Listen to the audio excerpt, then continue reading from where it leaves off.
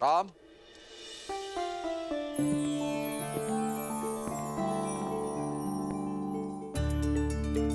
पुत्र, मेरे चारों पुत्रों का विवाह एक साथ एक ही दिन हो रहा है। इससे अधिक प्रसन्नता का दिन मेरे जीवन में इससे पूर्व कब आया मुझे स्मरण नहीं है।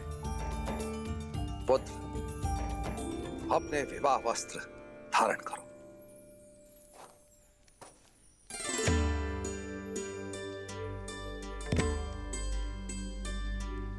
ये सब क्या है त्रिकालदर्शी राम आश्रय जी? अवसर, विवाह से पूर्व प्रत्येक पुरुष को दिए जाने वाला अंतिम अवसर कि यदि वो चाहे तो अंतिम क्षण में भी संसार के इस बंधन में बंधने से स्वयं को बचा सके, काशी की यात्रा पर जाकर संन्यास लेकर मुक्त हो सके। विवाह के शुभ अवसर पर आप ये कैसी बातें कर रहे हैं राम आश्रय जी? महाराज, विवाह से किसका भला हुआ है? और वैसे भी ये तो केवल 4 दिन की चकाचौंध है और जीवन का वास्तविक अर्थ तो मुक्त हो जाने में है। और विवाह कोई फूलों की सेज नहीं है, कांटों भरा मार्ग है। इसीलिए ये काशी यात्रा रीति भी है और राह भी। यदि राह का चयन आपने सुझाया है तो विचार अवश्य करूंगा राम आश्रय जी। राम, किंतु राह का चयन करने से पहले उस पर मनन करना आवश्यक नहीं? अवश्य कीजिए, मनन, चिंतन, विचार विमर्श सब कीजिए। ये वार्ता उसी लिए तो हो रही है। सन्यास लेने से पहले यह जानना आवश्यक है कि सन्यासी का धर्म क्या होता है। सब प्रकार के मोह से मुक्त होकर संसार का कल्याण करना। तो इस संसार का सबसे बड़ा सन्यासी कौन है राम आश्रय जी? मैं निश्चित तौर पर तो कुछ नहीं कह सकता, परंतु हाँ, कुछ लोगों से सुना है कि वो कैलाश पर रहने वाले महादेव है ना, वो है। किंतु ये बताइए कि महादेव गृहस्थ क्यों है?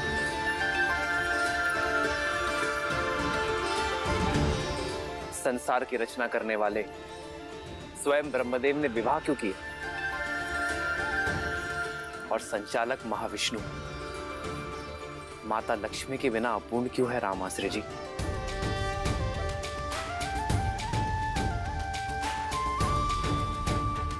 चारों आश्रमों में सन्यास और वानप्रस्थ से पहले गृहस्थ आश्रम की व्यवस्था क्यों है श्री राम आश्रय जी? श्री राम, मेरा उत्तर आपके उत्तर से भिन्न भी हो सकता है। मैं पहले आपका उत्तर सुनना चाहूंगा। अवश्य, क्योंकि कर्तव्य पूर्ण किए बिना मुक्ति नहीं। संसार में ईश्वर ने हमें किसी उद्देश्य के साथ भेजा है, उसे पूर्ण किए बिना जाना सन्यास नहीं, जीवन से भागना है राम आश्रय जी। सन्यासी का धर्म सिखाने के लिए ही गृहस्थ आश्रम है, जिसमें व्यक्ति अपने परिवार के लिए कर्म करता है,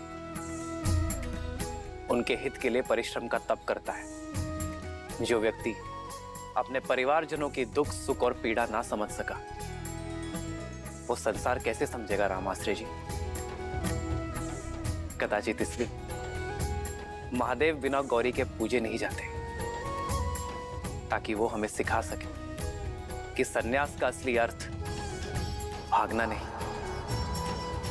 भाग लेना है जीवन की यात्रा में।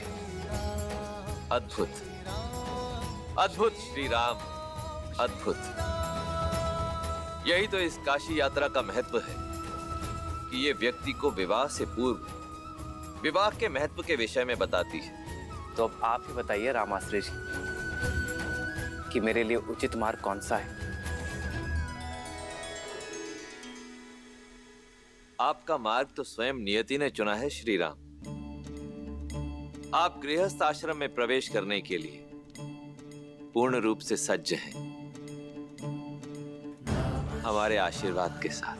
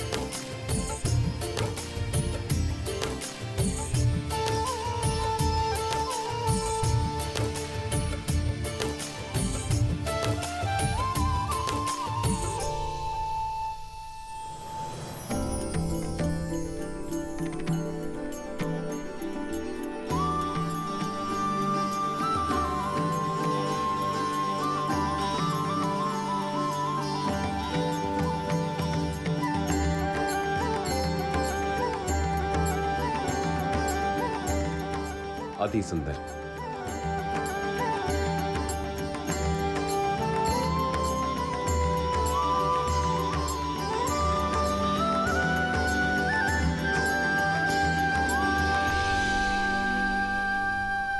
श्री राम की वर यात्रा सज्ज है संपूर्ण संसार को आनंद से भर देने के लिए।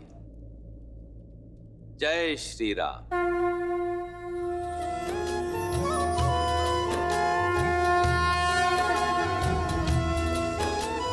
राम रूपो निख सिख सुभग बारही बार निहारी, पुलक गात लोचन सजल उमा समेत पुरारी।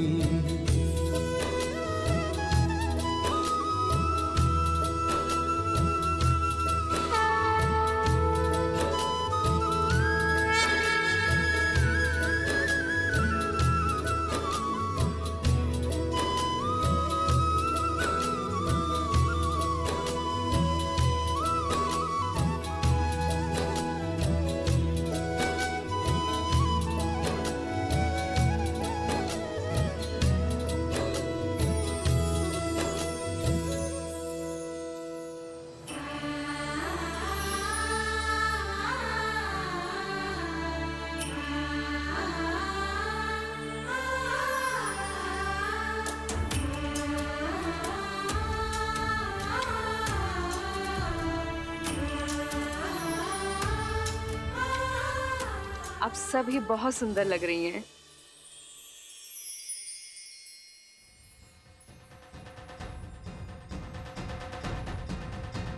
संगीत सुनाई देने लगा है। लगता है श्री राम अपनी सीता को लेने अपने बारात के साथ पहुंचने ही वाले हैं। बस एक भय, कहीं श्री राम चौंक ना जाए कि ब्याहने तो सीता आए थे, ये साक्षात लक्ष्मी कहाँ से आ गई।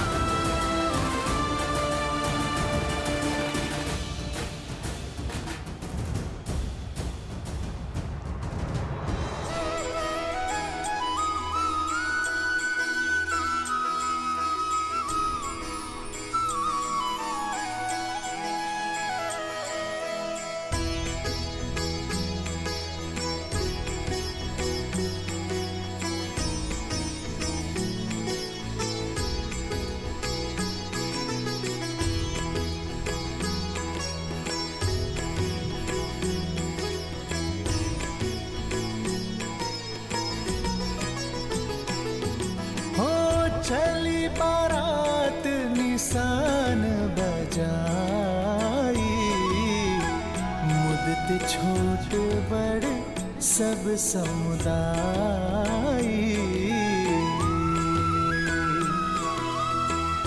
राम ही निरखी ग्राम नर नारी, पाई नयन फलु होई सुखारी।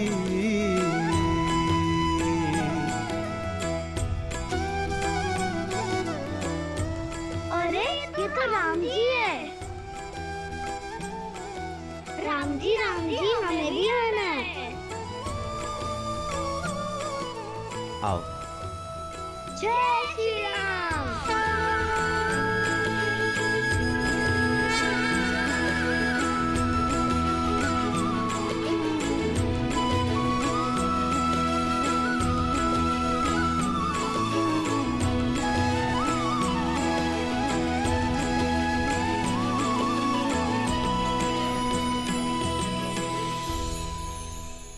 सर पे तिलक नैन लगे मतवाला,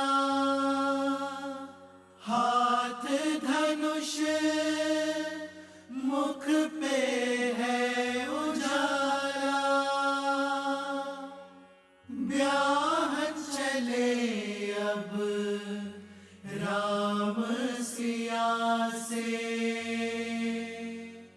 अद्भुत ये पल लागे निराला।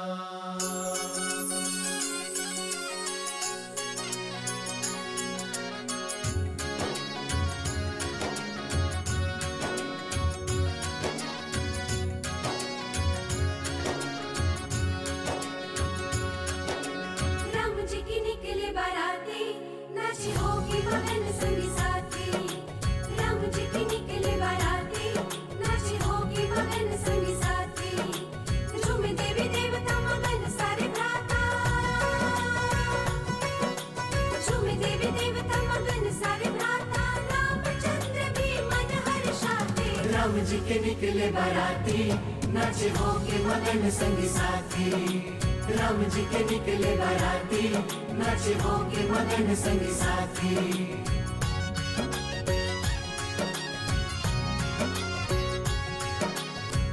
पावन घड़ी अति मंगल दिवस है, हर्षित अयोध्या धन्य मिथिला नगर है। छुप छुप गीता के पर को सिया है, सामने वो है जो किया में बसा है।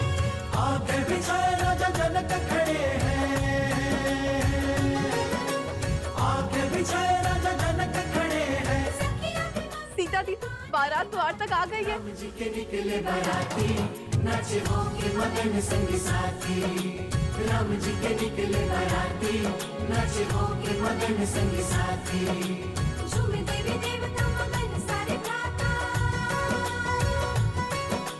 झूमे देवी देवता मगन सारे भ्राता। रामचंद्र भी मन हर्षाते। राम जी के निकले बाराती, नाचे होके मगन संगी साथी। राम जी के निकले बाराती, नाचे होके मगन संगी साथी।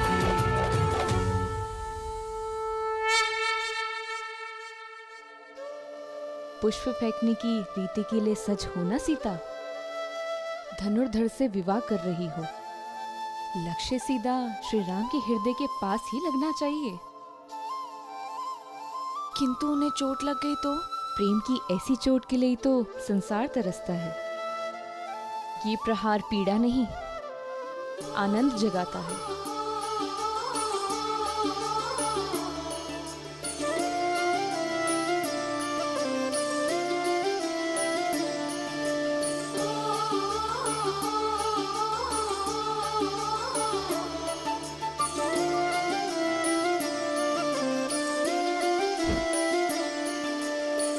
जन्म जन्म का है ये संगम, राम रतन सीता वैभव धन।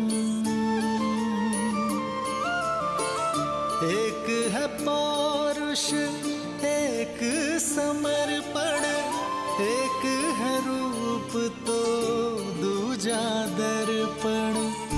राम है लोचन सीता दृष्टि, राम है बादल सीता वृष्टि।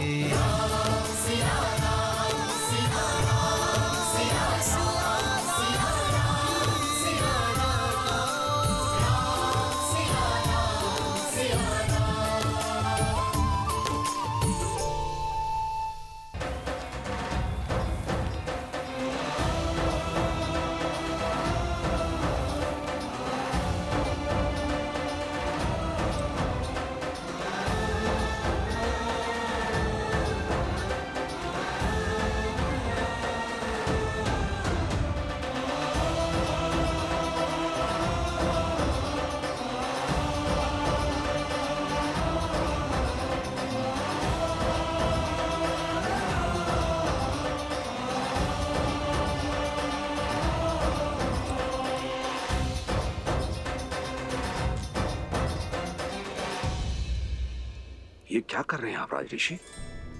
मुझे मत रोकिए, आप वर के पिता हैं।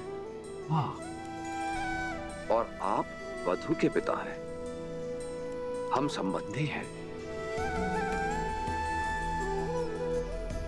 अपनी 4 पुत्रियों को प्रेम और समर्पण से पाल पोस कर बड़ा किया और अब उन्हें हमारे घर की शोभा बढ़ाने के लिए भेज रहे हैं। समझिए, आप मेरे प्रेम और आदर के अधिकारी हैं।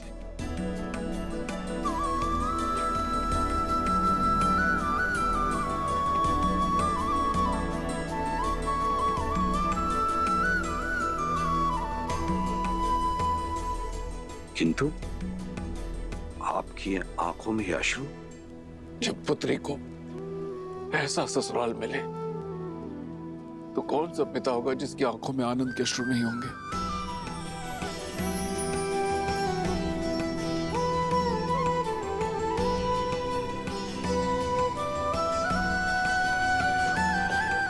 आयुष्मान बा।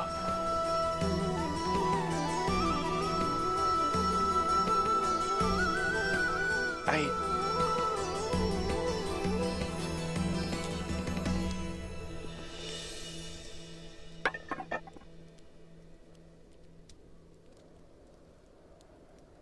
नहीं राजर्षि,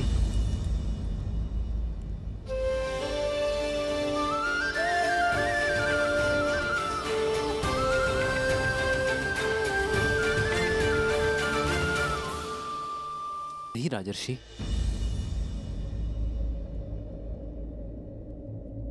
इसकी कोई आवश्यकता नहीं। मेरी अर्धांगिनी के पिता मेरे भी पिता हुए।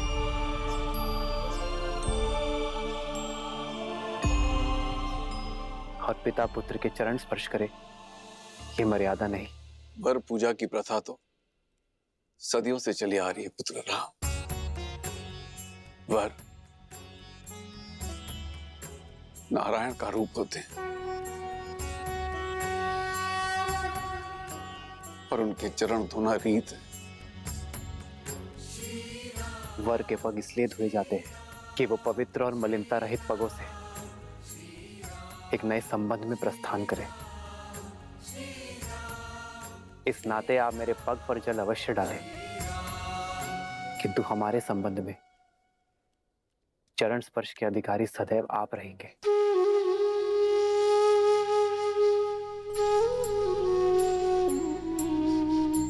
आयुष्मान भव मेरा जी।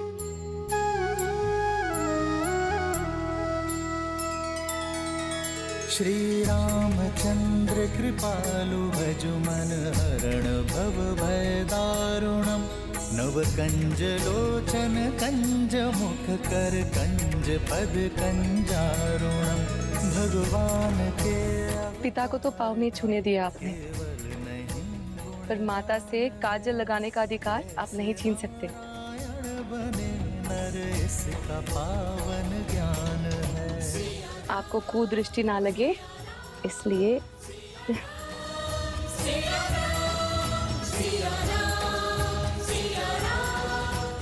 इस काजल की भांति अपनी आंखों को सदा मेरी सीता के प्रेम से भरे रखना। ईश्वर तुम्हें जीवन में सदा सुख और समृद्धि दे।